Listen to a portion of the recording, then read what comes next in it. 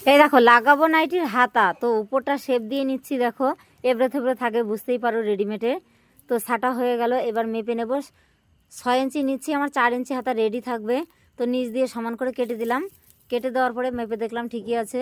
এবার সমান করে খুলে নিলাম। দেখো সোজা উল্টো দেখে এবার 1 ইঞ্চি মতো করে সরু করে সেলাই করে দিচ্ছি। দেখো, কারণ এর আগে আমি নাইটির হাতা লাগানোর ভিডিও দিয়েছিলাম, তো পুরোটা কমপ্লিট ছিল না, শুধু হাতা লাগানো। এটা পুরো সেটিং ফিটিং পুরোটাই শেয়ার করব তোমাদের সাথে। এই দেখো সেমভাবে দুটো হাতাই কিন্তু সেলাই করে নিতে হবে, খালি একটা সেলাই করলে তো হবে না। তোমার একটা হয়ে গেছে, আর একটা আমি সেলাই করব। তো এই দেখো একটা হাতা সেলাই হয়ে গেছে, আর একটাও কমপ্লিট হয়ে গেল।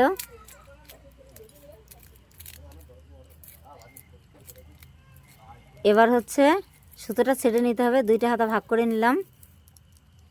এবার দেখো দুটো অ্যাডজাস্ট করে সমান করে ভাঁজ। মেন কথা যেটা, সেটা হচ্ছে কুটকা কেটে নিতে হবে এই কোণার মধ্যে, আর একটু বেসমান আছে সেটা সমান করে নিলাম। ব্যাস, এটা হাতা রেডি। এবার দেখো যে কাজটা করতে হবে সেটা হচ্ছে, এই দেখো জয়েন্টের মুখে আমি একটু কেটে নিলাম, তোমরা চাইলে খুলেও নিতে পারো। তো এবার দেখো ভিতর পাশে মানে উল্টো পাশে, মানে দুটোই কিন্তু সোজা করে নিয়েছি আমি, হাতা আর বডি।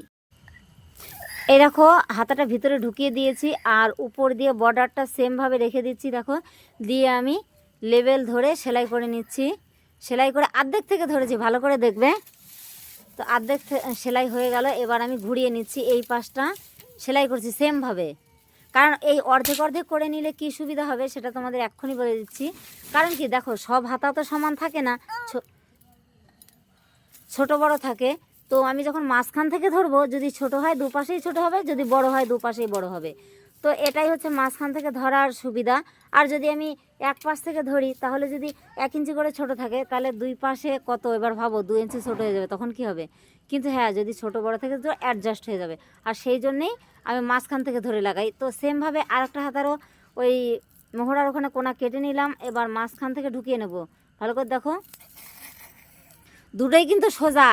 আরও দ্বিতীয়বারও বলছি, দুটোই একদম সোজা করে, সোজা পিঠ এবার ঢুকিয়ে দিতে হবে। মাঝখান থেকে ঢুকিয়ে দিয়ে একটার উপর একটা দিয়ে সেলাই করছি, তোমরা নিশ্চয়ই দেখে বুঝতেই পারছো। এবার একটা পাশ হয়ে গেল, এবার আর একটা পাশ আমি ঘুরিয়ে নিলাম। সেমভাবে তোমরাও ঘুরিয়ে নেবে, আবার মাঝখান থেকে সেলাই শুরু করে দেবে। সেমভাবে এইভাবে যে দামি দামি যে কুর্তিগুলো হয়, সেগুলোও তোমরা হাতে লাগাতে পারো, যেভাবে বর্ডারটা টিকে থাকবে, প্লাস হাতা লাগানো হয়ে যাবে। তো সেমভাবে লাগিয়ে আমি বেরিয়ে গেলাম। তো আমার হাতা লাগানো এই অবধি হলো। এবার কি করব বলো তো? এই দেখো, এই যে এই পাশটাও লেভেল থাকবে, এই পাশটাও লেভেল থাকবে, সুতোর উপরেও উঠবে না, বাড়তিও থাকবে না। ভালো করে দেখিয়ে দিলাম, বুঝে নাও। আর এই দেখো এই নাইটিটা আমি এর আগে হাতা লাগিয়ে দিয়েছিলাম, আর এইটা তার ঠিক আছে। আর সেমভাবে লম্বার মাপটা নিয়ে নিচ্ছি। দেখো বলেছে এটা সমান লম্বা করতে, তো আমার 4 আঙ্গুল মারতে হবে। তো আমি 2 আঙ্গুল 2 আঙ্গুল 4 আঙ্গুল করে আমি ভাঁজ করে সেলাই করে দিচ্ছি। উনি না কাটতে বলেছে, তাই আমি ভাঁজ করে ডবল ভাঁজে সেলাই দিয়ে দিচ্ছি। কারণ কি বলো তো, উনি বলেছে যদি কোনো কারণে আমি বলি তাহলে তুমি বাড়িয়ে দিতে পারবে, সেই কারণেই আমি ভাঁজ করে ডবল ভাঁজে রেখে দিলাম কাপড়টা, একটু কিন্তু কাটিনি, তোমাদের ভালো করে বলছি। তো সেমভাবে দেখো আমার একটা সেলাই হয়ে গেছে। আর দেখো আমরা যে কাজটা করি সেটা তো আমরা যার জিনিস তার মতামত নিয়ে তার মন মতো করার চেষ্টা করি।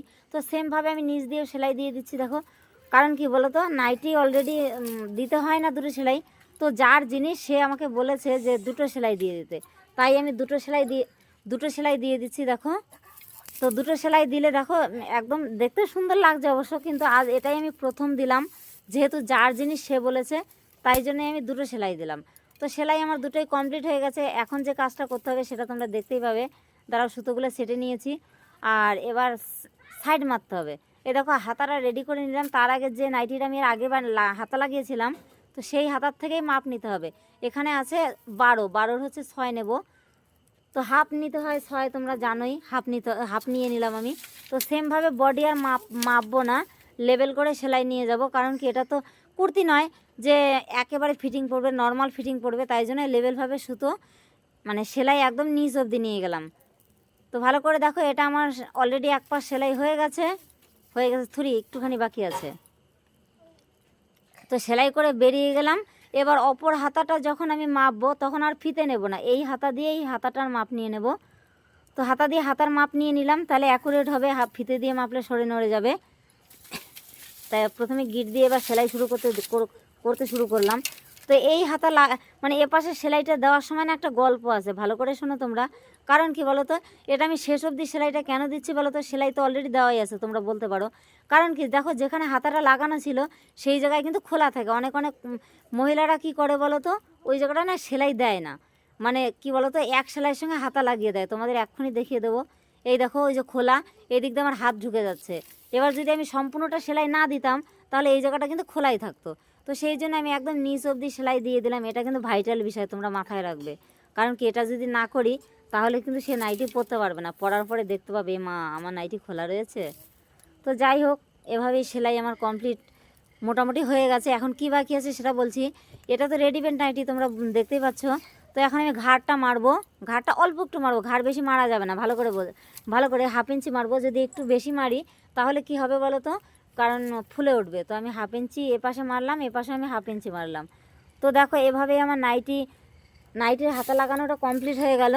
আর পুরোটাই তোমরা দেখেছো, আশা করি বুঝতে পেরেছো যে কি করে নাইটির হাতা লাগাতে হয়, সেটিং ফিটিং পুরোটাই নিচ মারতে হয়। পুরোটাই শেয়ার করলাম, আশা করি তোমাদের অসুবিধা হওয়ার কথা না। তো দেখো, এরপরে যদি বুঝতে না পারো তোমরা আবার কমেন্ট করো, আমি সেটা তোমাদের পুরোটাই রিপ্লাই দেওয়ার চেষ্টা করব। তো আজকের মতো ভিডিওটা এই অবধি। Tata bye bye. নেক্সট আর একটা সেলাই টিউটোরিয়াল ভিডিও নিয়ে আসবো, ততক্ষণে টাটা বাই বাই।